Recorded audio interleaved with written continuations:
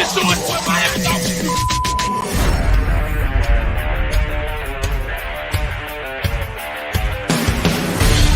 The pressure, he's in trouble. Loses the football. Touchdown! Got it! You have got to be kidding me. Gillette Stadium. It's a Dolphin touchdown. Throwing deep upfield on the near side. Man open. Touchdown! Looking deep. He's got a man. Touchdown! The run from Tua Tagovailoa. Touchdown! He's going deep. He's got it for a touchdown.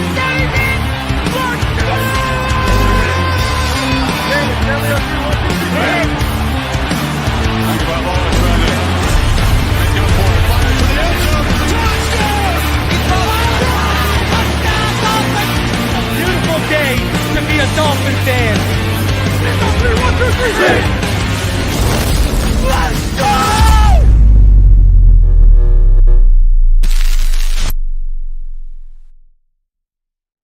What is good, Fin Nation? What's good? You know we got to do it, and I'm going to do it right in front of y'all. We going to do it. You know what time it is. It's pity time, baby. The Miami Dolphins are 2-2-0 after a 24-17 victory where really, I think I'm going to be pushing this week is this was a first and second half tale of two sides complementing each other.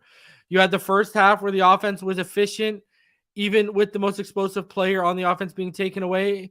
They're efficient. They're power. In the end, they did just enough to win, obviously, with the touchdown to make it 24-17.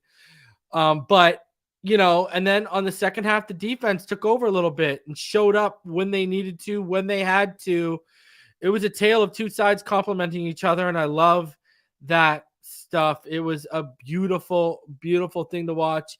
If you are a Dolphins fan, shout out to all y'all already showing up in the chat. We already got about 600 of you coming through for a little Phinside after dark after this huge win where the Dolphins, they come out 24-17. Massive, massive stuff. Listen, before we get everyone up here, because we already got it starting to load up backstage, and I've got the link in the chat right now. Join the conversation. There's the link. If you want to come out and come up and voice your opinion, because, Lord knows there's plenty to talk about. What we're going to do this time is I'm going to bring up some at a time, and we're going to rotate people in and people out because last time it was a little hectic when we were going way too heavy with a bunch of people up here. So we're going to rotate people out today. But one thing I do want to show you here, just to go over, just to let y'all know what the deal is. I mean, it's I got to bring my sidekick up here, bro. Where are you at? I see you back there. I got to bring my sidekick right over here before, don't worry, you got a permanent place during this rotation, my friend. But Rhino, Dolphins, massive victory today. Man, it's just beautiful to be a Dolphin fan. 24-17, not as efficient as we would have liked on third down. 4 for 10, 388 yards to 288. But look at this, a far cry from what the Chargers got last week with only allowing 88 rushing yards. And the time of possession wasn't that far off, man. Before we start bringing people up here, how you feeling, Rhino? How's it feeling to be 2-0? Tua had really only one bad decision today, and that was resulted in interception. Other than that, he was 21-30 for 249. A touchdown interception. Raheem Mostert, 121 yards on 18 carries, obviously because of the big 43-yard scamper. 2 touchdowns. And, hey, how you feeling that we have the best record in the AFC East? We're the best team in the AFC East. And, brother, we got the best quarterback in the AFC East. How you feeling? It feels right. It feels correct. It feels like how it was back in the 80s, 90s, and early 2Ks, man. I'm really happy for a lot of these young fans to get a little taste of it right now. How it used to be every week, every moment as a Dolphins fan. It was never easy, but we always had an answer. And it just feels like we're getting back into that mode, man. It's a franchise positive builder every week. You just see everything happening the way you envisioned it, and it's happy times. Let's bring some people in here. I'm going to rotate in people and rotate out because, like, my thing is just popping up with so many people trying to get in right now. Yeah. Anthony, what's going on, brother? How'd you get you up here? King Z, Zachary, Dylan, what's going on, gentlemen? Here. Fins up, baby, 2-0. How you feeling? I love Mondays now. Yeah. I mean, going up 2-0, dude, in the conference, 1-0 in the division, like if you can win your division games away, those away division games, I mean, that's huge because now New England's got to play us in Miami. But honestly, I thought that this game was way closer than it should have been. I thought that the Dolphins and McDaniel proved today, like, we're in a different class. And I quite honestly, between Connor Williams' snapping issues and just the issues on special teams, I thought this game was, I mean, if you didn't watch the game and you're just looking at the box score, you're going, oh, wow, like the Patriots kept it close. But I mean, the Dolphins just were in a different class. Tua had a iffy game, but if that's his iffy game, I mean, dear Lord. But I mean, this is a good team. And I think to start off 2-0 is always great. But starting off 2-0 in your conference and winning an away division game, I mean, that's just awesome stuff. I agree. Only us and the Ravens are 2-0 in the conference. Mm-hmm. Yeah, In the the Bengals are just crapping the bed right They're now. 0-2, yeah. Yeah. Today's Go ahead. reason, but I was just gonna say the games because I've been watching all day. It actually was pretty favorable for us too overall with the way the game shaped up. So I mean, yeah, look, they gave us a tough outing. We were in Foxborough, but I had no doubt that we were gonna come away with the win. So Jeff Winkers donates $1.99. Says shout out to the O-line, Connor Williams snaps. You know, listen. Here's where I'm at with Connor Williams. It was an experiment. They clearly don't have the chemistry. Tua's never had these snapping issues ever. All of a sudden, he comes around, and we're dealing with serious snapping issues. Listen, it's got to get cleaned up. This guy wants to get paid. You know, I don't know what he's thinking. I really have no idea what's on his mind. So, Z-Man, what's going on, bro? How y'all doing tonight? How y'all doing? Z-Man. How you feeling, man? How you feeling? Well, I feel good, man. Listen, I knew it was going to be easy at the end of the day, man. When you got to play in the division games, they're always going to be tough. You know, there's always something crazy happening.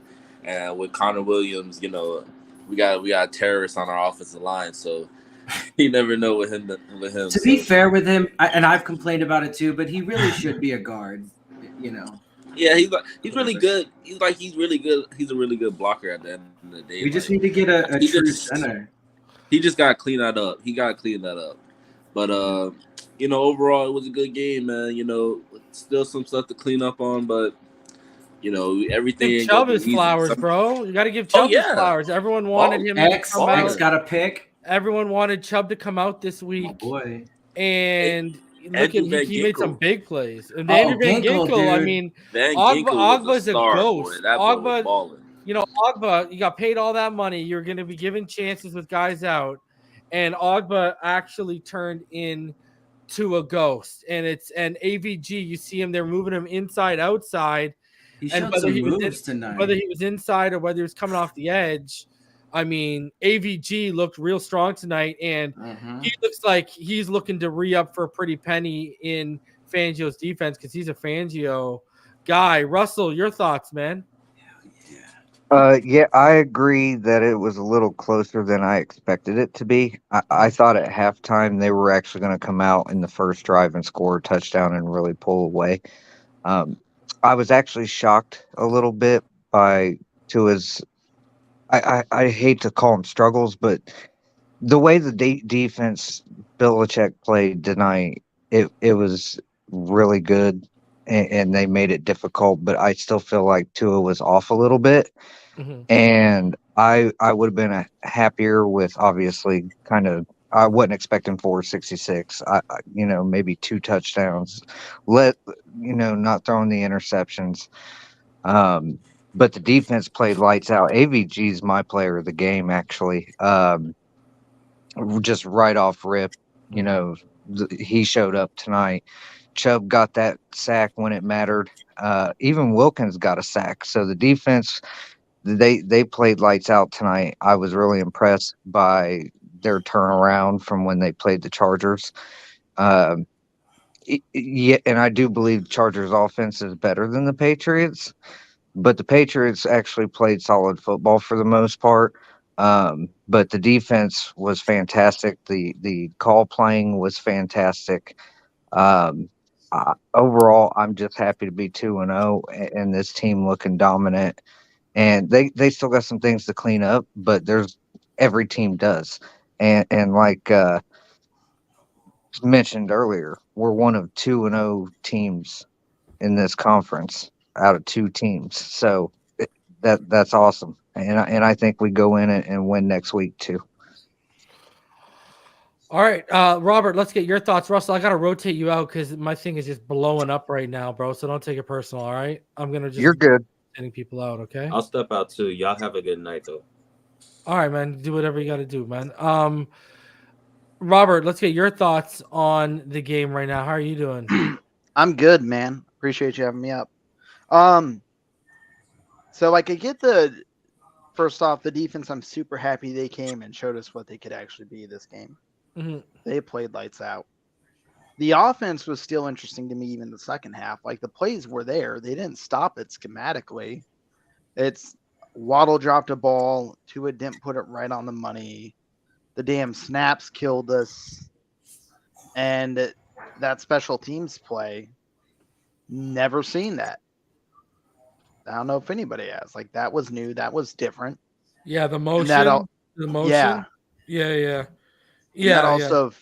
That also affected the second kick too. So, like, I'm not hard up on Sanders at all. I don't ever trust him from 50 plus, but well, that's the thing. 49 plus. You can hear a rattling across the nation, and that's the chattering of Dolphin fans' knees. We're just hoping he doesn't choke. And it's just what it reminds me of. I said this to someone a couple of days ago. If we go back a little bit.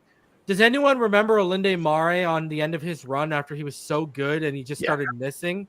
He just started freaking missing, and he used to be so good and so reliable. Now, albeit Jason Sanders didn't keep it up for as long as Olinde Mare did in terms of the consistency. He got his contract and became Mr. Inconsistent. But, it's crazy. Big Nick, let me hear your thoughts, brother. Oh, man, first of all, reasons, thank you for having me on, man. I appreciate the opportunity. I'm not going to stay long because I know you're going to blow up this episode tonight. I just want to give you 3 observations that I've noticed quick. The first one, and I think I've built up enough cachet with the Miami Dolphins to say this unequivocally for being a fan for 41 years. The Miami Dolphins of old would have lost this game, would have lost last week's game. Yeah. This is the first time besides Mike McDaniel, where we are winning these games. And that is something to take pride in. Forget about the 1,000 points we can score. Think about that we can win on every level of the game. The high-scoring game, the grinded-out game, whatever. And that is something so refreshing. The second thing is Bill Belichick did something to me tonight. He made me give an arch enemy some respect. You can chalk it up to a bad game, to a look off or whatever. That man did his thing on defense against our high-powered, explosive play offense. And you got to give that man props because he dialed one up on us. And the third thing that I want to talk about is that we have a good team, and the players on this team know that they are a good team. And that's so exciting to me. Yeah. And they play like it too, man. Like, you go out there and you always think, I remember, when things wouldn't go our way and in a close game, it goes back to what you said, a couple of years ago and even back under Gase, or go back however long you want over the last 20 years. We would have lost it. Things weren't going our way at the end. But, listen, there were things. I like the play calling a lot. I thought the execution at time was poor. Listen, we can talk about the placement of Tua's ball, but Jalen Waddle should have had that slant. Okay, let's not lie to ourselves. Should have had that slant. Should have been a first down. Something that I keep going back to it. We got a taste tonight of what this team can be with a top 10 offense and a top 10 defense. If you look at the first half, we look like a top 10 offense. In the second half, we look like a top 10 defense. We were But I do dialing want up the pressures at the right time. The play calling on both sides was phenomenal. It just comes back down to execution, whether it's not getting enough pressure through the front at certain times, unless it's manufactured, or whether it's down to simple things you need to clean up, like a drop from Waddle. And Tua shouldn't have made that throw on the I want to interception. push back on that. I want to push back on that. I think it was the right read, and I think Tyreek had him by a step, a yard. If Tua leads that play, it's a touchdown. I just think it was the first underthrown ball by Tua that has hurt us. Yeah, but if you don't got the, I mean, it's great you got the confidence, but you got to make that throw if you're going to throw it. You got to make it. Because you see what happens if you don't, right? Hung up a little bit. Christian Gonzalez, listen, let's be honest with ourselves. Who we're going to walk away saying got the better of who? Christian Gonzalez or Tyreek Hill? Belichick's, listen, I'll tell you right now, Belichick's got Tyreek. Since Tyreek went for back-to-back 100-yard games against him early on in his career, he's had him locked down. I don't know what's going on, but he's got him. And did y'all see tonight what he did, his little wrinkle? Yeah. 3 safeties. Yeah. They were rolling with 3 safeties on us tonight, and sometimes shifting both over top of Tyreek just to cloud him and take him out. It was amazing. Oh, and also thank God for the security at Dolphins training camp during the Devontae Parker, Xavier Howard matchups in training camp that Belichick did not get to see what X does to that boy. That was a great interception. Like great work to keep your feet in. Like that's the X we all love. That's the X I want to get a Super Bowl for. Ron, what are your thoughts, brother? It was a team win. Unfortunately, I thought we should have won by a lot more. We took the foot off the gas pedal. Yeah. Great call timeout on defense before the half, knowing we were going to get the ball back to try and double dip. You know, we did score a touchdown before the end of the half, and then we knew we were getting the ball back. If we could have turned that into points, this game would have been wouldn't have been as close as it was. Love the fact that Fangio did change up a little on defense. He wasn't too stubborn and keep the same defense like he did last week. And I thought we should have done better against that offensive line. It was their first time a lot of their offensive line was playing, although, you know, we did get pressure on Mac.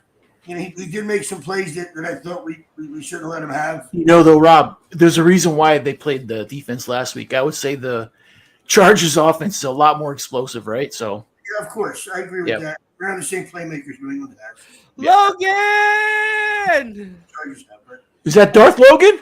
It's Logan. But yeah, I got to wait. I got to be right. Mike Who and Big Heck get to go first. So, Mike, you're up, and then Big Heck. Let's get your thoughts. Guys, there's like 4 people backstage.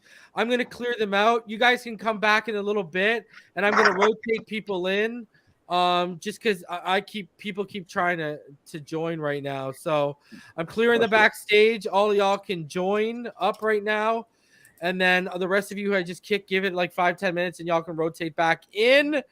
All right, John C., $10. Good line play on both sides. Take Tyreek out, and we run for over 100. Darth Logan has disappeared. Mike Who, you're up. Then Big Heck, you're up. EM Dolphin fan, get your behind up here. Go ahead, guys. Yo, what up, boys? Always good. Every week during the season to hop on. Thank you, Reason, as always. Boys, I'll be honest. So this was probably the first game in a long time where going into the half, I was like, you know what? I'm trying to get in better shape this year. I still hadn't done my 10,000 steps. So I was like, you know what? After half, we're up 17-3. Things are looking good. Bro, by the fourth quarter, I swear to God, I was like, is this going to be like the one game where we're not like, you know, having a heart attack at the end? Mm-hmm. Yeah, well. And I kid you not, it went from a walk to a full-on sprint, screaming at the top of my lungs in the gym, like going off on Connor. But that being said, what a way for this team to pull it together at the end. I think Reason said it best. This felt like a complete team. This week, with the defense giving us some looks, Van Ginks, bro. My God. Yeah. Yeah, he's a beast. Cool. Other than that, though, I was super happy with the win. I would just love, just one game, one of these weeks where, we're kind of riding, the chill train throughout the second half. But, neither here nor there. Great game. Big Heck, you're up, brother. Let's get your thoughts. All right, man. Hey, what all I wanted to say is I appreciate the time right now. All I wanted to say was that the confidence that this team is giving us, the confidence after just 2 games, it's like unbelievable right now, and it's nothing like the past. I've been a fan for over 30 years, and I've never seen it this way, to where we sit there and we look at this team and like we know we're gonna win the game, and we came up 17-3, whatever, 10-3, and we just kept pushing it, and we don't let these guys sit there and take over our backs anymore. And that's one thing that is very appreciative. And man, I'm a South Florida man, and I go to these games. I'm going to the Bronco game next week. Like, this things that I love the most is watching my team build up and grind, and they're doing their thing. And that's all I had to say about that. Nice. Logan says 5 safeties on certain plays is crazy. Adrian says, did anyone see that after that X pick, Jalen Ramsey was jogging perfectly fine on the field? Can't wait until he's back. He will be different. AVG for life. EM Dolphin fan, what's going on, bro? Yeah. Gentlemen, we 2-0, baby. That's what's up. We're 2-0 right now, man. So I'm on cloud 9 right now. In the second half, I thought, first and foremost, Tua was very, very efficient. He was, dare I say, Tom Brady-like in the first half. Second half, you knew there would be an adjustment from Bill Belichick. And, they kind of slowed us down to some degree. They took away the big play, I felt like, with Tyreek and Waddle at times. But this is a game for me.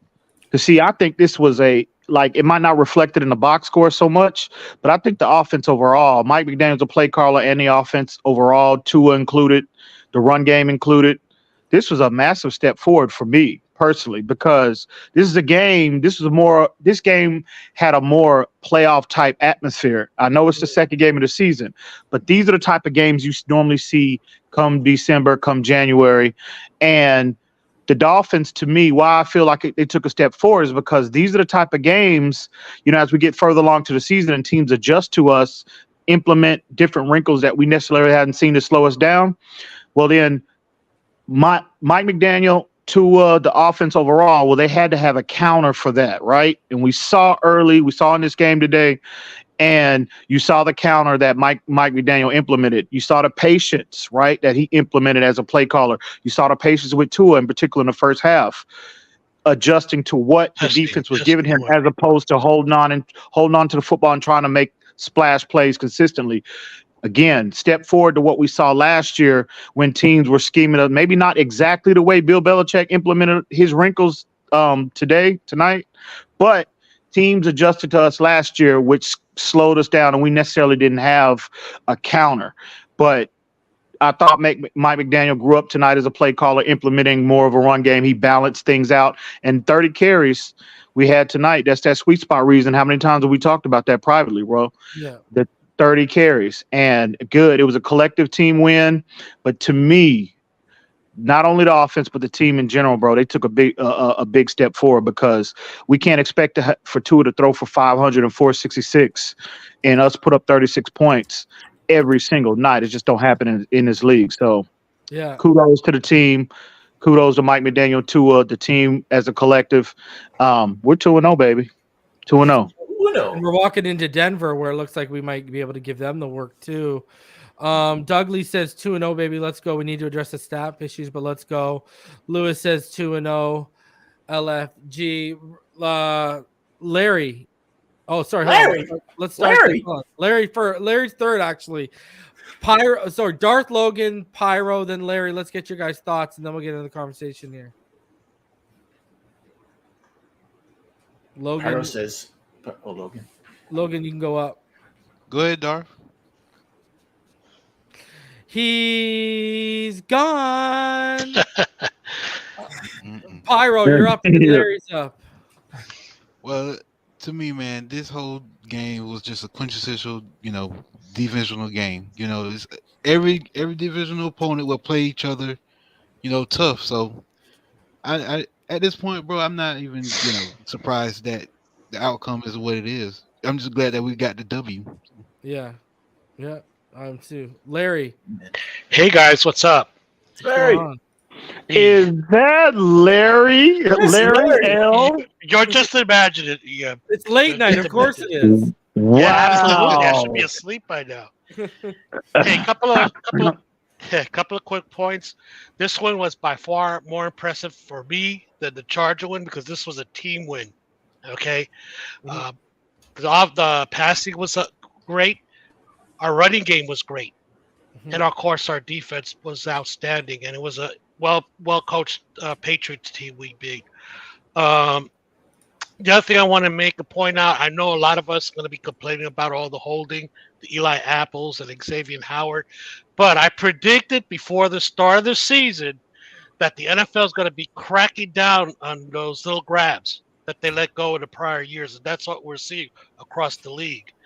And the reason I predicted, because the NFL can see the stats the same way I did, scoring was down last year, primarily because DBs were getting a little more leeway to try to prevent the passing offense. That's an understatement. Yeah. So now we have to, every player in the NFL, not just Eli, not just Xavier Howard, is going to have to adjust. Those little things that were not major and definitely not called last year now are going to be. And like I said, it's a team win. It's impressive. The Belichick did a great job of controlling Tyreek. However, we still had almost 400 yards as an offense. That tells you what we could do overall. It's not just that we're this pass-happy offense that can be explosive at times. Well, I mean, he had 5 receivers with over 25 yards, 6 with over 20 yards. 3 of them over 30 yards tonight. Jalen Waddle led big time. And then, let's be honest, Raheem Mostert, EM, when we talked about him privately, what was one of the things we talked about how, that injury he needed to come back from was going to be a 1.5 year injury. He found that gear to finish off the run because last year he wouldn't have finished that run off. He would have been tackled on the second or third level, and then we would have been all. He was shot out of he was shot out of a fucking cannon, bro. He's got them wheels. I said, yeah, he's got them wheels back. When I saw and he has bulked up, like he's fighting for extra yardage. When I saw him 100% when I saw him slowing down when he got towards the end zone, I was like, yeah, he's back. And I'm sorry, he could have hit the damn goalpost how fast he was going. And I want to give props to myself and ball game AVG. We've been calling it. AVG, inside linebacker / edge. I mean, that's a good point. I mean, I didn't even address the defense. So if I may, I mean, kudos to that whole D-line as a collective, bro. They looked light years ahead of where they were last year. They looked sound in their assignments. Everybody see the whole D-line, the front seven, in terms of the run game. Everybody seemed to be more aligned, more in concert than what we saw last year. We saw a lot of some freelancing guys, we didn't see guys firing off the ball the way that we saw tonight, right? And so as a collective, that front seven, I thought the linebackers played a lot better than what we saw last week as well. So, but I wasn't really necessarily, I was never worried about a Vic Fangio-led defense. I knew they would tighten some things up. They would get where they needed to be. And if this is more of what we're seeing as we move further along into the season, and you combine that with, because we know what the offense, we know what the offense is going to bring. I mean, this team is going to be extreme. And I mean, just the NFL in general, not just the AFC East. I think the AFC East is ours for the taking. But I mean, the NFL in general, we're going to be extremely difficult to beat, bro. I agree with mean, that. Denver's in Denver's in for it next week, man. And I could tell you, like, Raheem's performance tonight again shows why they wanted that workhorse back so much. I mean, look at when they had to lean on him. Look at how he delivered. And I mean, we haven't had a guy like that, but he performed since. What are we gonna say now? That showed that gear and also racked up those yards. It's been a minute. I mean, Probably and he had 2 play a guy. touchdowns to go into it as well. Yeah. I mean, Yep. like, like 100%. he finished them all off, and anyways, Jameson, let's get your thoughts on everything. Reason, thank you so much for having me, man. Like, I've been listening to you for the last 2-3 years, man. Nothing but respect. You're the man. You, full game, Richmond, Webb. I love you guys, man. I'm just a cat out here that's loved the Dolphins for 20 plus years out here in California. My thoughts on tonight are big win, man. All I heard all week is how that we're like Tua's 4-0 against Bill Belichick, and I was worried, I'll be honest, but you guys kept giving me that positive reassurance. And you know what? The boys came out. They played really well. We took that lead 17-3 at halftime. And then we came out in the second half. We looked a little shook, 3 and out in the first possession. But in my opinion, the defense stepped up today, and it was good to see Vic, call it like a champion that he is. And it was a big team win, man. And just fins up, dude. And honest to God reason, dude, I love you, bro. I appreciate you more than anything. Like everything that you put out week to week from a Dolphin fan out here in California, bro, I appreciate it more than anything, man. Fins up. Love you guys. Appreciate you guys, and let's go Fins. Appreciate you coming up here, man. Thank you very much. Appreciate you. I gotta say this though. I want to ask this: is the apple rotten? Because I mean the tackling, man. I mean, this man had screens dead to right at the line of scrimmage, and he's just taking wrong angles. And this he's is no Monogamy. I don't, but I mean, I don't know where Cam Smith's body at and where his mind's at, but I want to see what Cam Smith got. And I'm gonna tell you this right now. Yeah, I would agree. When I saw Justin Bethel at the end of the game and what I saw from him in the preseason, I'm intrigued that he might be more than just a special teamer than what he'd be like. And another thing to pay attention to moving forward, teams are going to start to highlight him. You saw the Patriots targeting him, bro. Yep.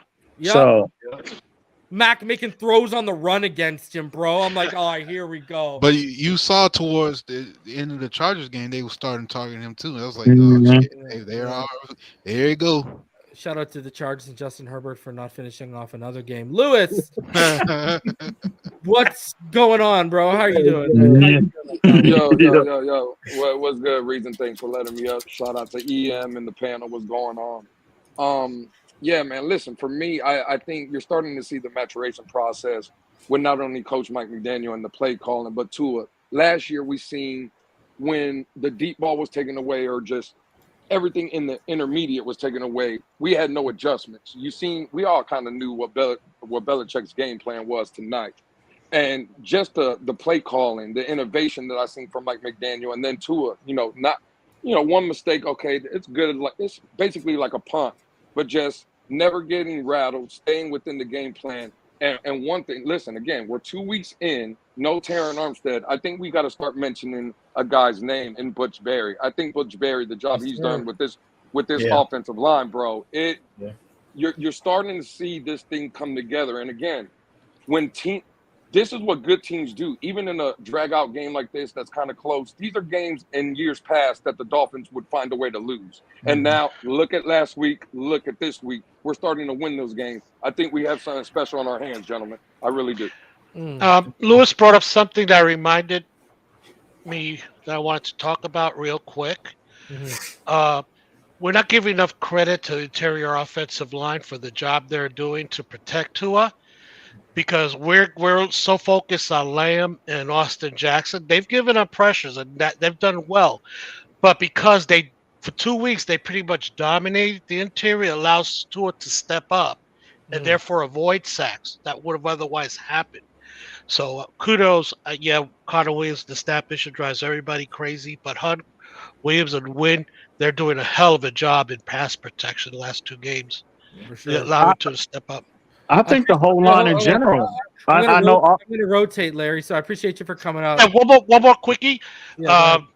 This is another game that just fuels my anger with Danny Crossman. All honesty, I don't blame him at all for the first time that trick play on the field goal. Yeah. But who here didn't think they were going to do it again a second time?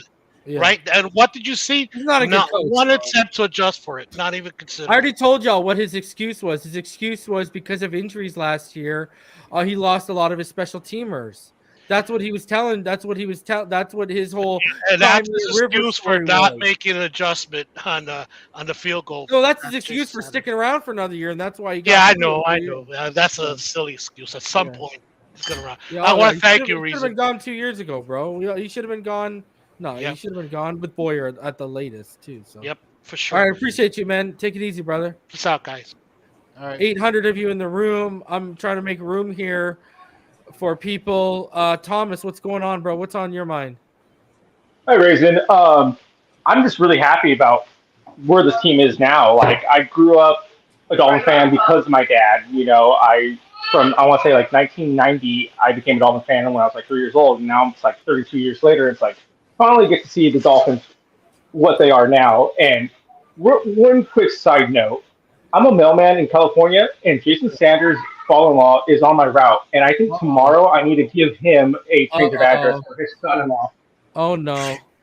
don't go all Ted Kaczynski on. We don't have the Unabomber, brother. So No, I'm just totally joking. It's all good fun. Jason Sanders went to Villa Park to my rival high school in Albertina in Orange, and it's just all good fun. I always talk to his father-in-law. I'm just joking with you. I'm just joking.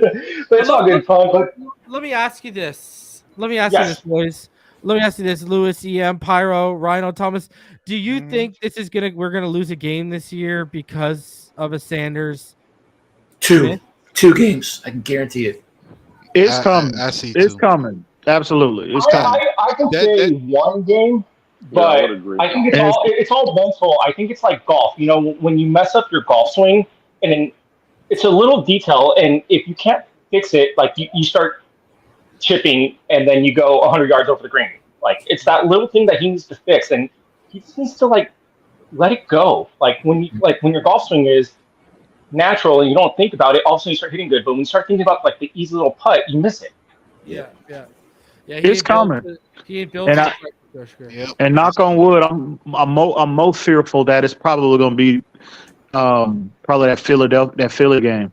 Oh, why you That's gonna what say that? I didn't want to do that. But damn. Knock on wood. That's why I said knock on wood. You hear me? Knock on wood. We did our regular season roundtable, and Douglas in the chat right now. Yo, everyone chose us to lose both the Chiefs and the Philly game. I said, "There's no way we're losing both. There's no way." So I picked We're beating the Chiefs. We're beating the Chiefs. Thomas, I appreciate you coming up. I got to keep rotating here. I agree, Rhino. I agree. Yeah, I think we might win both. Yeah. The Chiefs look, especially after this Sunday, they look vulnerable right now. Daryl, what's going on, buddy? How you feeling? Dub, City? All is well, brother. I'm glad you let me on, man, because it's good to be able to converse with a bunch of different walks of life, especially after a W. And just like everybody else, there were some times where I was scratching my head when it comes to stuff that, probably could have been corrected when it comes to bad snaps and stuff like that. But at the end of the day, what it's all about is to try to remain composed and still trying to do enough of the necessary things that you can carry out and get the W, even if it was as ugly as this one. But there's still beauty in ugly wins. You just got to make sure that you tighten up and correct the things that need to be corrected.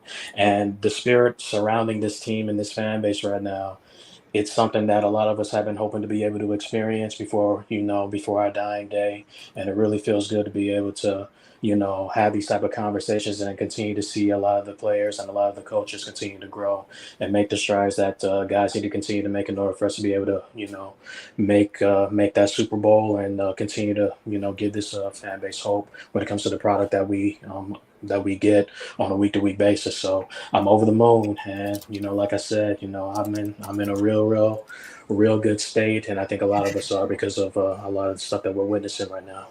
Amen. Listen, someone's in the chat right now saying you guys are bad nothing Sanders, but nothing about Williams snapping. Williams, he's been bad since preseason. I mean, we've covered that. I cover it every week basically now on this channel. He was literally my jabroni of the week last week. Like literally. Every Monday I do my jabroni of the week. Connor Williams was jabroni of the week last week after we saw what he did in the preseason, what he did in week 1 when he had the audacity to sit out for OTAs and demand money. Can I just say that Sanders, it seems like he's trying to hit the damn goalpost every damn time he kicks. Like there's an extra point in it. I don't get it. Why can't you just go down the damn goal? It's like go to the left, go to the right. They need to move. I don't think he's here next year. I don't. He might not be here. Hopefully tomorrow he's gone. I swear to God, I had enough with him. No, they're not because they won. No, Yeah, I know. You gotta but, play through the season, Rhino. But dude, come on, man. He's so But the real thing is, what are they going to do with? Let me ask you boys this. We got a good collective of minds up here right now. What do you really? We're 2 weeks in, and obviously it's premature because we're 2 weeks in, and he could be pro. Listen, what have I said since last year? He's a Pro Bowler after the snap. What do you do with Connor? I mean, I'm sorry, man. Like we've had a chance to draft Creed Humphrey, Cesar Ruiz, Tyler. Like we've had names fall in our laps. Yep. Tyler be added. We've had names fall in our laps that we've passed on. I mean, hell, you could even taken the kid that I had on this channel, Quinn Miners, and look at center or guard.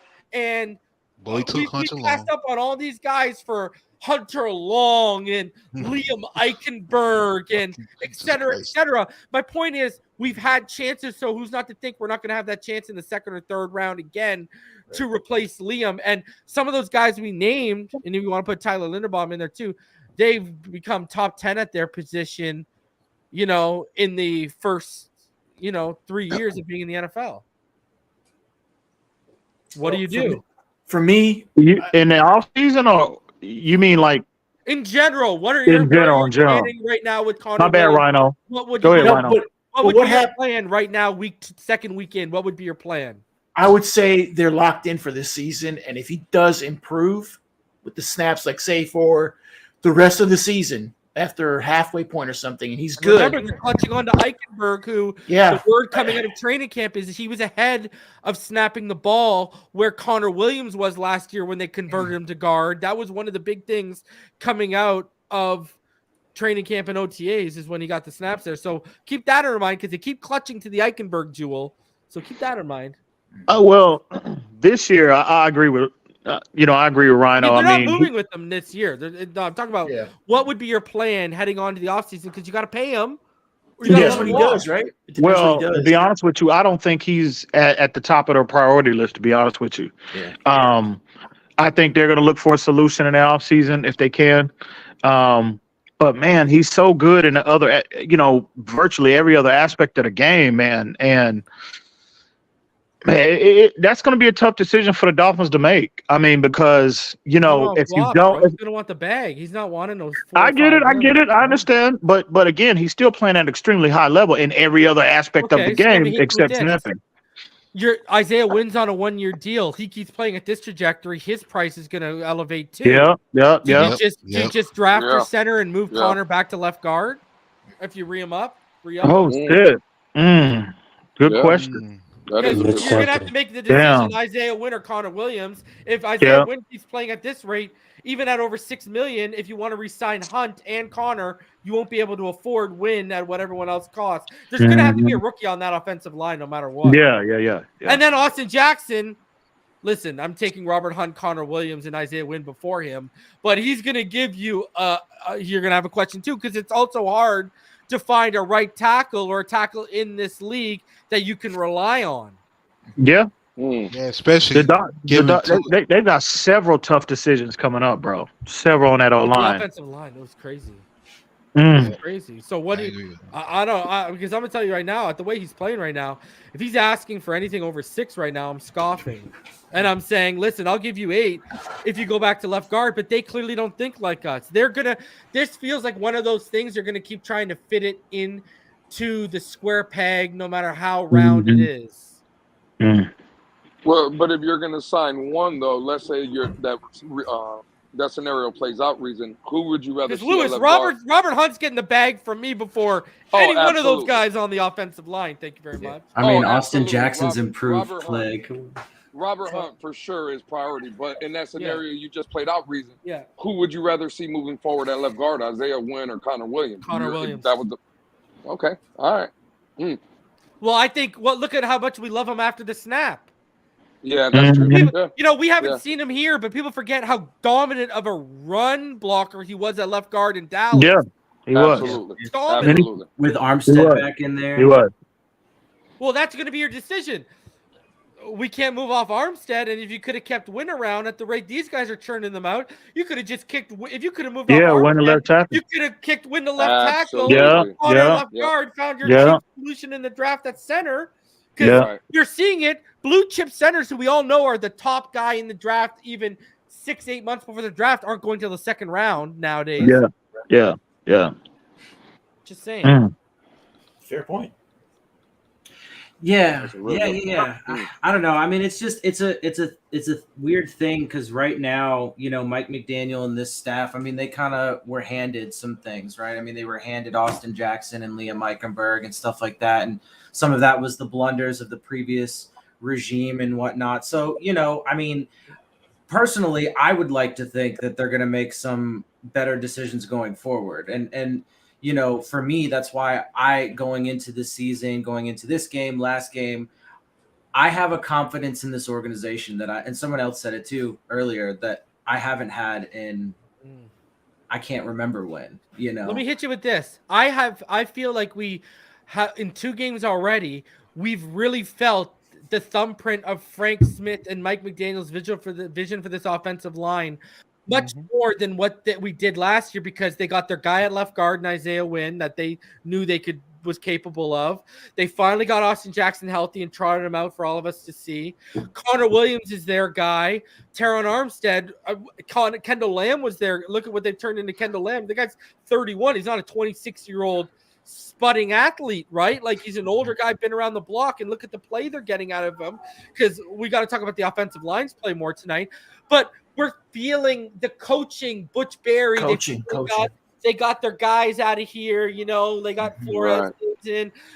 On the offensive line, Teron Armstead was a decision. Connor Williams was a decision. Isaiah Wynn was their decision. Liam Eichenberg riding their bench was their decision. Austin Jackson shifting to right tackle was their decision.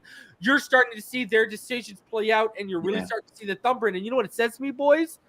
Imagine if we had a better option through the draft than a mediocre Austin Jackson. Imagine what they could be getting out of a good guy we drafted at right tackle. Imagine what they could have been getting out of a good left guard in Eichenberg if we would have drafted that properly. Because the thing is, we can feel the thumbprint and we can love Kendall Lamb, but the franchise left tackle right now is Teron Armstead. And there's 2 things. 1, he can't stay on the football field. And 2, he's not a young chicken anymore. So how many years has he got left even on the football field with us? A year. So you got to find that's coming up where we got to have that for sure. that plan in place. So, you said it, EM, a lot of decisions coming up with the offensive line. But tonight, gentlemen, back-to-back games, very impressed with what we saw with the offensive line, because Matt Judon, Josh Uche, even Dietrich Weiss sometimes has our number. Lawrence Guy has good games against us, and pretty much even Jawan Bentley has had good games against us. Let's be honest. That is true. And that is gentlemen, true. That front 7, I felt like I was watching our front 7 get washed out against the Chargers. Agreed. I mean, it was impressive to see, and you heard Chris Collins. You heard Chris Collinsworth kind of he kind of touched on that during the telecast, that for the Dolphins to be able to to move the ball on the ground as efficient as they were tonight, that's very uncharacteristic of a Bill Belichick led front. And again, man, I know Austin Jackson gave up how many times Tua sacked tonight? Twice he was touched. Once, I believe one sack. I think he let one.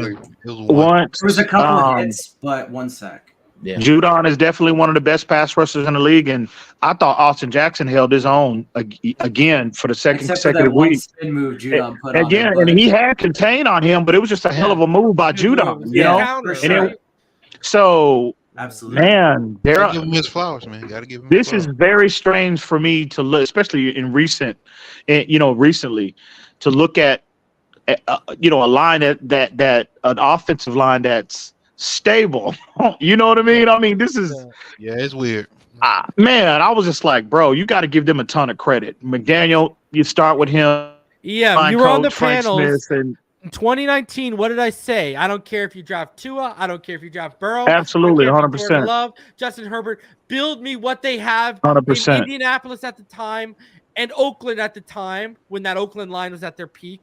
And we're good, baby. And we're seeing Tua at times. He doesn't even need it because his process is so quick and makes his decisions so quick and his release is so quick. But, man, it feels good to watch my quarterback wear white and come out a little clean, right? Not need, not need our training staff over here scrubbing until the early hours of the morning on a primetime game to get these damn grass stains.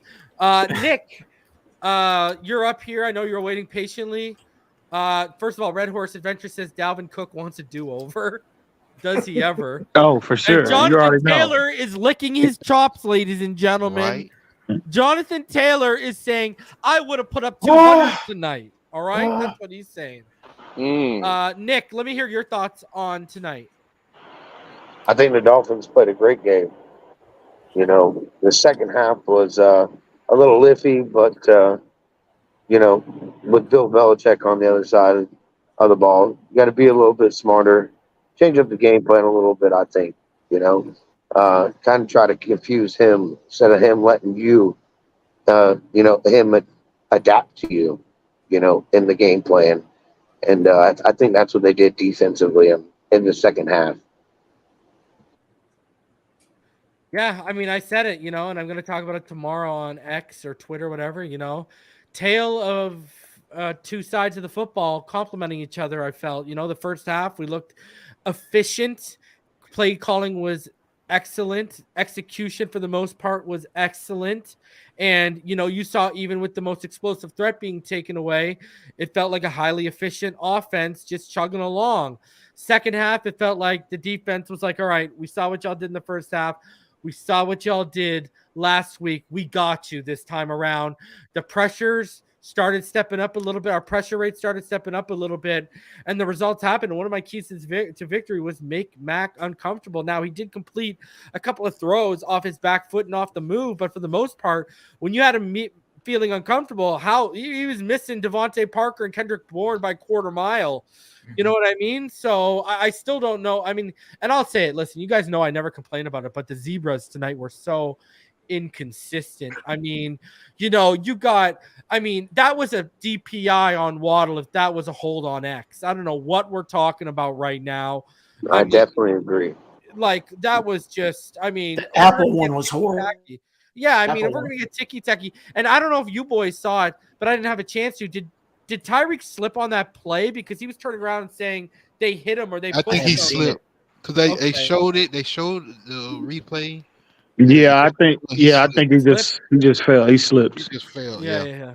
Mm. So I don't know. They got a little nonsensical with some of the flags. Got a little friendly at the end there. You know what I mean? So That throw though, Tua hit he threw the Barrios. Oh my God! I mean, bro, that's pardon my language. That was Dan Marino-esque. And again, listen, I'm not saying he's better than Dan Marino, but that looked like, I was like, is that Danny boy throwing the football or is that Tua? What was that throw he made out of bounds with the receiver? Who was that to? Was it to Tyreek? Who was it to? The one where he teardropped it and he couldn't stay in bed, couldn't keep both. Oh yeah, it was Tyreek. It was Tyreek. Even that throw, like, yeah. You kept that in, bro. Bro, the confidence he's playing at right now. Like, you know what I mean? Like, total command. He looks in total command, bro. He knows. I just wish he didn't hang up that throw to Tyreek for the interception, because if he would have, I think you just saw. I think it was a late read, bro. Yeah, I think it was a late read. And and again, if you look at that when he hit Waddle, when we saw some man coverage on a boundary. look at where Tua, where he released the football. Well, Waddle had a step on his guy, but Tua saw it at about 35, maybe 40 yards, and boom, hit him in stride. He made the completion. But we've seen Tua routinely, and again, I don't think it's a lack of arm strength. I just think I don't know why. I mentioned this. He watches his throws. How many times do you see his follow through where he'll follow through and he'll watch his throw like he's Steph Curry? You see it. Yeah, exactly. He doesn't drive. He'll exactly, bro. He'll back foot it, and instead of driving through exactly, he falls in love with that release point. A little too much, and I think he saw it was a late read. I think with Tyreek, and that's where Tua can get in trouble because he don't have. Again, I think the deeper balls, the 50+ yarders, right?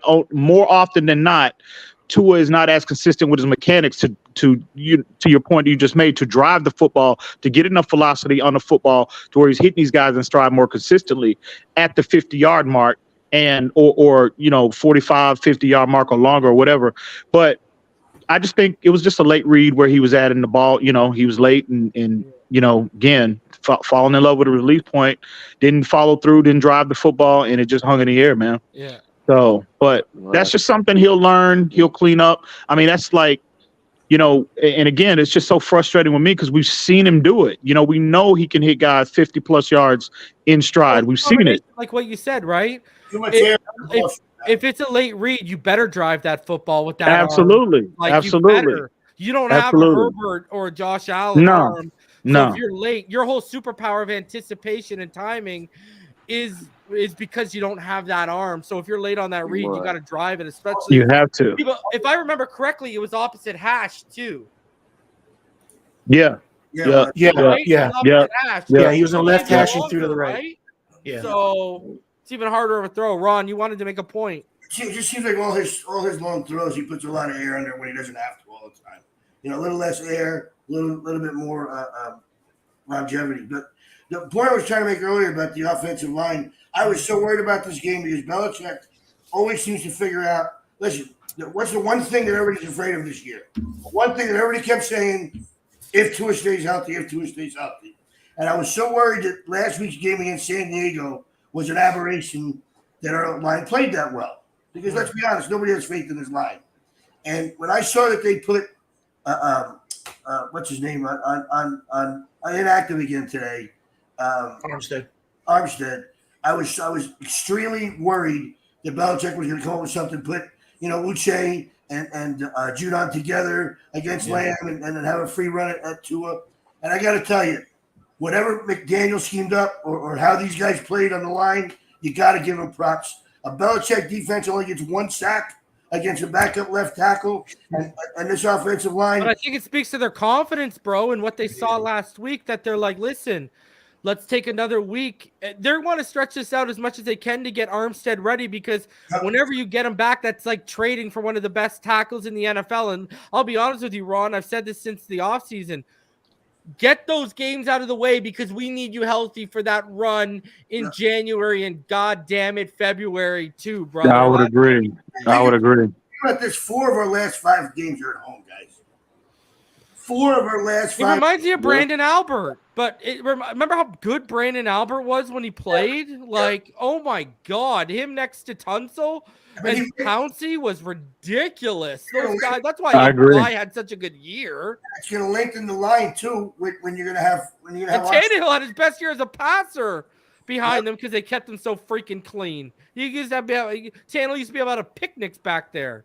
Him and Yogi Bear and Boo Boo. And props to Austin Jackson, man. He has transformed himself into a serviceable right tackle. He went one-on-one against Judon. Judon made that one play where he spun off him, which was a good play, and got the Tua. But Jackson he was pushing. Great pass rushers have counters like that in their bag. Yeah, but he was pushing him until that play. Other than that, you didn't hear Jackson's name called all night again. No, yeah. Props to him. Listen, and it's not like he's going up. Before we got Mike McDaniel, I told you all he was a write-off. When we got Mike McDaniel, I was the first one to come up here. I even went into a space with Kyle Krabs and those 2 Alive crew boys, and I said, Austin Jackson is going to be salvageable because if you look at his traits, he's a poor man's Trent Williams with his traits. He has all the traits they loved in Trent Williams, except obviously his feet aren't as good and his anchor is nowhere near as good. He's just not as dominant in terms of power-wise Who as is, right? Trent Who Williams is. But you look at the athleticism, his feet might not be always clean, but they're quick. You know what I mean? You saw it. Look at his hands. Look at how violent and quick his hands are this year. That's the one thing he's clearly gotten better at, and good coaching has led to that. I mean, if you knew ball and you watched ball, you knew Austin Jackson was salvageable with what we were going to be asking our offensive linemen to do under McDaniel. It's Liam Eichenberg. That was the one where you're like, this guy don't got the athleticism, the feet, nothing. You said coaching. And you talk about a confident player. I mean, we mentioned Tua's confidence. Man, Austin Jackson, you talk about confidence. I mean, that dude's his. And you can he tell just looks like a different player as well, bro. Oh, absolutely. He's still only 24 years old. He's still only 24 years old. You got to give props to his coaching staff because they're developing talent. The one thing we never could do, no matter how they talked about the coaching staff, X's and O's, we can never develop the talent that we drafted. Listen, I'm not going to box in one guy here. I'm not going to box in one guy.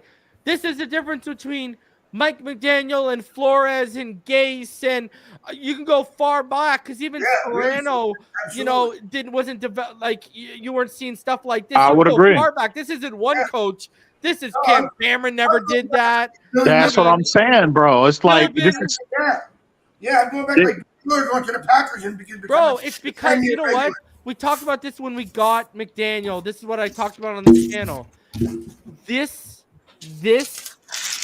coaching tree, there's ego, but there's no ego in that room. Like there's ego that I'm going to beat you, I'm better than you, but there's no ego when other great football minds are around like Fangio, Frank Smith, John Embry. You listen, you don't take. You know what I mean? Like, right. Remember, boys? People seem to forget. Remember how shocked we were when we benched Minka Fitzpatrick and Flores didn't even.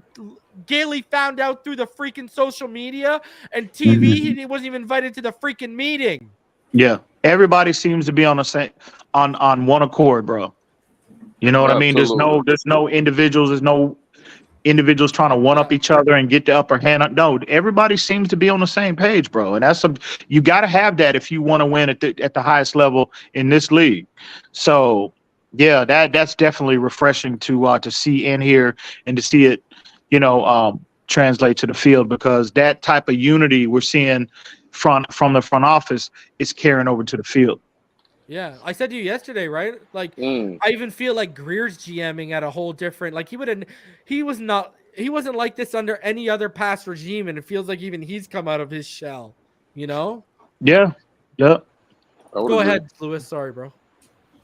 Oh, no. I wasn't going to say nothing. Actually, I wanted to bring up, but I kind of don't want to change the topic. But I heard a name earlier. I think it was you, Reason, that brought up Jonathan Taylor. What we've seen, I mean, the game last week, it really didn't call for the run. But it just seems to me, Raheem Mostert, I know his age, but he just looks like he's healthy. He's running hard, right? You're starting to see Eric Ezukanma in the backfield. You've seen the A-Chain siding today, Ahmed when he gets his opportunities. Is that an investment? I think are we still looking at that midseason? Because again, what would be the compensation going for a player like that in Jonathan Taylor? And remember, he's going to need a contract as well. Like, is that something we're still looking at, Reason? Okay, so I think it is because of the long term. I think when you're talking about like him, Tua, and Waddle become the core pieces of this offense moving forward, I think he's a long-term play. Like this is where I think they're at. Okay, like people who are on saying Kareem Hunt or this and that, that's small potatoes. That's not where they're at. If it's going to be short-term, it's going to be a Derrick Henry, it's going to be a Josh Jacob, it's going to be a Saquon Barkley. But long-term, I think names to watch are Jonathan Taylor, and if the Steelers keep stinking it up, I told you Pickett ain't the dude, that dude, brother. If they keep stinking it up, and Jalen Warren, because they love Jalen Warren over there. I've heard Najee could become available. I think now you're looking at long-term answers, and this is where I think you'd be at. They can get out of Mostert after 1 year. And I mean, they saw him bulked up. They saw him Let's more fucking explosive go. firsthand more than we did, right? Whether you went to the practices or whether you saw every snap through the footage like I did, you know what I mean? That leaked out. So they saw him through all season and they were still willing to make that investment. I don't think that door closes because you know what I think they look at it. Okay, let's say the trade deadline comes up, right? Let's say we're 7-1 or 8-0, and we keep looking the way we're looking. Even if you're 6-2, they're gonna say, y'all can't stop us right now. What are you gonna do if we add that mid-season? And then Mostert, because he's coming off PUP, and Jonathan Taylor hasn't played a ton of football over the last year and a half. You keep Mostert because he allows you to rotate Jonathan Taylor in, and you really, when you start kicking it up on Jonathan Taylor in January. Late December, January, you start kicking it up on him. I can see that. You get him at the end of October. November, you ease him in with A-Chain and the names you mentioned. I hope I'm ready to see Chris Brooks more inside the 10-yard line. Any moment they're ready to do that. You ease him in, and then December, January, when you're ready to make that run, Armstead is as healthy as he's going to be. Roll it, baby. Because I'm going to tell you right now, if you can get, and I know this isn't ideal for everyone, if you can get 4 weeks of Kendall Lamb playing at this, and Armstead can come back in October. Yeah. Hell, if you can get him at the trade deadline with Jonathan Taylor, and they're both at 110%, let's go, baby. Right. Like, I don't. I'll take that all day. Yeah, I'll take that too. I can see that. I don't think they're done. I don't think Mostert swayed them. It's one game, right? His age, and he's kind of and they're not locked in on him, right? Past this year, that's the thing. They're not locked in on him. And guys, I listen. They're making him the workhorse. They're not really giving Ahmed and A-Chain and the other guys a ton of carries. And who's to say Jeff Wilson ain't going to come back and go right back to where he is? Right. And listen, I'm loving Mostert as much as all of y'all up here right now. But it's also September 18th. Where are we going to be at in October 18th when these carries start adding up, 20 carries a game? Because his body, he got 18 tonight, right? His body hasn't seen 20-ish carries a game, and he hasn't proven he can be leaned on like that for quite some time, right? Yeah, for sure. Yeah. I mean, I don't know, man. I just think they're so all in that if we're winning, boys, they're just going to add whatever they can add. Any impact player.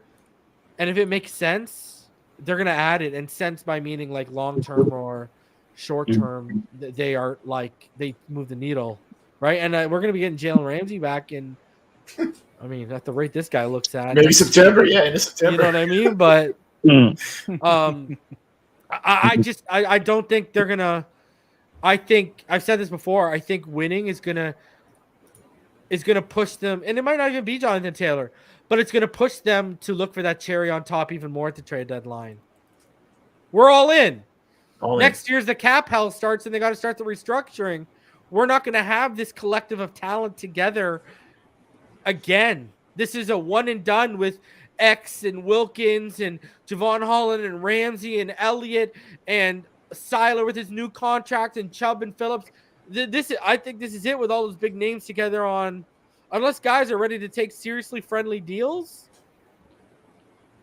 prepare for a different looking defense next year. Well, when you sign Tua to a big contract, he can do a lot of stuff after he signs it. So there'll be options, right? So we're still but look at X's cap hit. It's got to come off next year. I don't think X is here. I mean, he's going to get cleared. So let's go through. I'm going to bring in the guys from the back and rotate them into. Let's go through some final thoughts. We'll start out with, I'll save Lewis, EM, and Rhino for the final. We'll start out with Pyro, final thoughts. I'm just glad that we got the W. That's all. Short and sweet. Short and sweet. I'm sure women tell you that all the time. Let's go. Yeah. I was waiting for it. Robert, you're up. Final thoughts, buddy. Hell of a game. Very happy to see different things actually occur on the field rather than pass the ball. Happy to see a run game. Is that Rob? What up, EM? Salute. Hey, what's up, Ron? Appreciate you, Rob, for coming through. I'm just going to put you backstage for now. Ron, final thoughts, buddy. Great team win. Good to see them be able to win in a different capacity every week. Means they're a complete team. Bodes well for the rest of the season. If you were told today that Jalen Phillips and Thompson were both going to be out, they wouldn't miss a beat. Would you have believed it? I No. wouldn't have believed it. Listen. So, again, Listen. props to the Let me coach. ask you this, Ron. I got a question for your question. When Yes. I did my regular season roundtable, I predicted us to go to 14-3. Did you believe it? Of course I did. I'm a homer, man. Attaboy. All right, attaboy. 45 years a Dolphin fan. I'm always optimistic, man. Appreciate you, But, man. let's go. Great win. Anytime you beat Belichick, it's a great win, and you keep him further away from Shula's record. Love it. Yeah.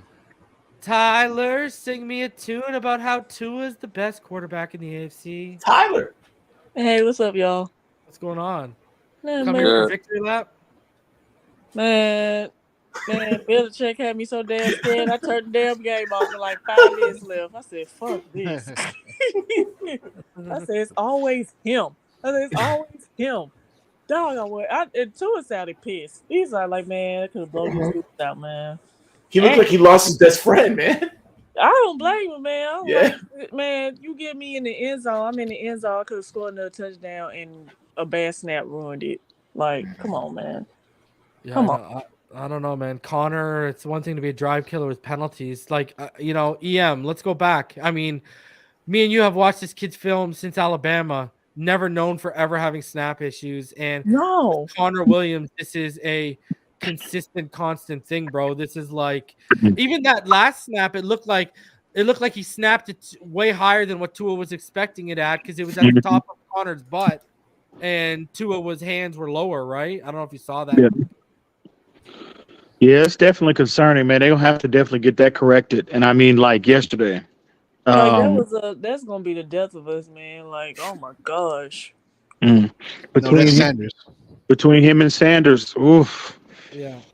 Like, I might. Thank God he doesn't long snap, would've- guys. That's all I gotta say. Okay. I would have went if I was to. I would Russell have went off of really- him at that point. Like, bro, like, what Yeah. the hell is your problem? All right, I'm gonna bring you back, Pyro. So just wait. Dylan, your final thoughts. Hey, thanks for having me. Yeah, no, great game. I just think it's going to get better and better each week, man. You know, they're going to keep putting it together. They're going to fix the things they need to fix. And I'm with you. Like, you know, you've known me in past. I've had my criticisms and stuff, but I'm all in for this, man. I think we're going to have a great season. You're right. We have this, amazing collection of talent, and on both sides of the ball, there are a couple issues that do need to get hammered out. But, for the first time in forever, man, I got some confidence they're going to do it. So fins up. Let's keep this train rolling. Oh boy, I don't know what Disney song it is, but for the first time in forever. All right. Love it. All right. Final thoughts here. Let's go through. Finally, guys, let's start with you, Rhino. Final thoughts. I'm just looking at these stats, and the ones that pop out to me is we allow 1 sack and we got 4 sacks. I didn't think that was going to be like that coming into the game, So Yeah. it's good stuff. We're going through some things in certain areas, but it's nice to be struggling and to be 2-0 in those areas. So Yeah. Beautiful Smash win. the like button, please. Everyone, still over 630 of you in the room. Lewis, your final thoughts. We had almost 1,000 people in the room tonight. Please smash the like button.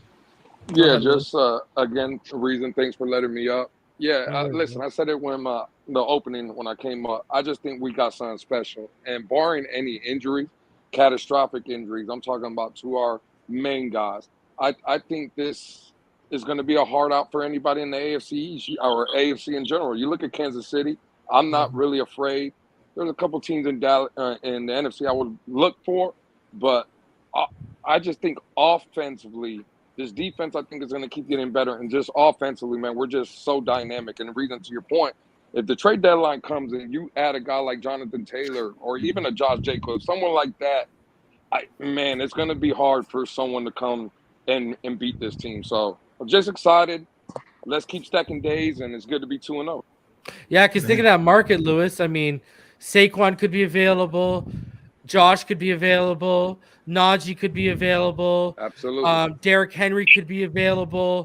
Jonathan Taylor could be available. So you got And you got 1 year options and you got long-term options, 2 long-term options and 1 year options. I mean, imagine just adding Derrick Henry to this mix for 1 year because he wants to get a ring, right?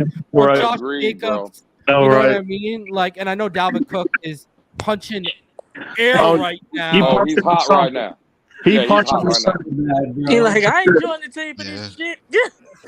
He And punching I'm on gonna sun. say right now, I want nothing to do with Cam Akers. That's 2 small potatoes for where we're at right now. Yeah, We I need a, agree. I if agree. it's going to be a Yeah. 1 year deal or a long year term deal, we need a difference maker at that position. Taylor's No, my dude. no jabroni trying to make it work. All right. John says, do you know if we can put Ferguson at center? Shout out to all you who donated. EM, final thoughts, bro. The floor is yours, my friend. Yeah, man, 2-0, baby. That's where we're at. You know, I think this was the expectation at the beginning of the season. Definitely, again, this game. You know, we talked about this earlier when I initially came up on a panel. Offensively, the team in general, but I'm just going to highlight the offense. This was the type of game that I wanted to see. I wanted to see if McDaniel was he going to, you know, kind of diversify things? Was he going to be more committed to the run game? We saw that, check that box. I think they had collectively between Ahmed, A-Chain, and also Raheem Mostert, they had 30 carries. There's that sweet spot, Lou, 30 carries. And I wanted to see the patience, right? Because, again, this type of game, what we saw today, again, and it's the second game of the season, but this was this game had a more playoff type of atmosphere. And they took away some of the things we like to do best, the big play, the intermediate wasn't as available to Tua as it has been. And McDaniel offered that counter to Bill Belichick. And again, at the end of the day, it's not how we win.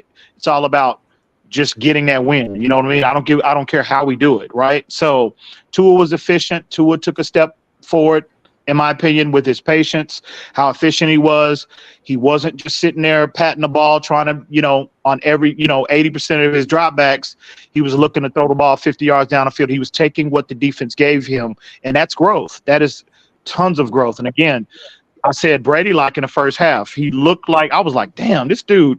I was like, wow. Again, I'm not saying he's Tom Brady, but he looked Brady-like in the first half. Now, there's some things, we wanted to see a more efficient second half. But again, Bill Belichick, he is who he is. He's the greatest defensive mind maybe this league has ever seen. So he had he was going to make adjustments. But again, credit to Mike McDaniel.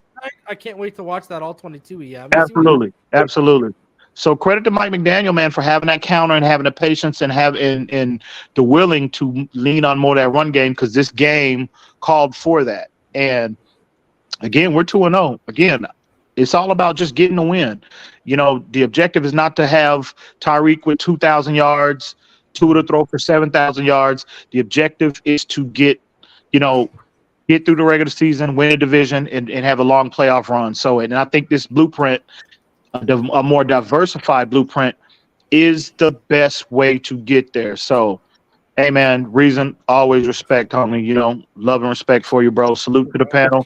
Salute to everybody in the chat that's always showing up and showing Reason, support to the platform, because we all know the level of quality. Confirmation you're not canceled, bro. And confirmation you're not canceled. Oh yeah, you lifted that ban. You finally lifted that ban, huh, Reason? Huh? I appreciate that, man. Thank you for letting me come back home, bro. But hey, salute to everybody, man. Always respect. And all I gotta say is, I'm back. Salute to everybody. Stands up, baby. I appreciate everyone who came through. I'm going to be live tomorrow on 5 o'clock, so be on the lookout for that, the recap show. And, hey, we'll do it all again tomorrow, and we'll get the week started real nice. So I'll see all of y'all in the next one. You already know what time it is. Fins up all day, every day. Fins win again. Take it easy, ladies and gentlemen.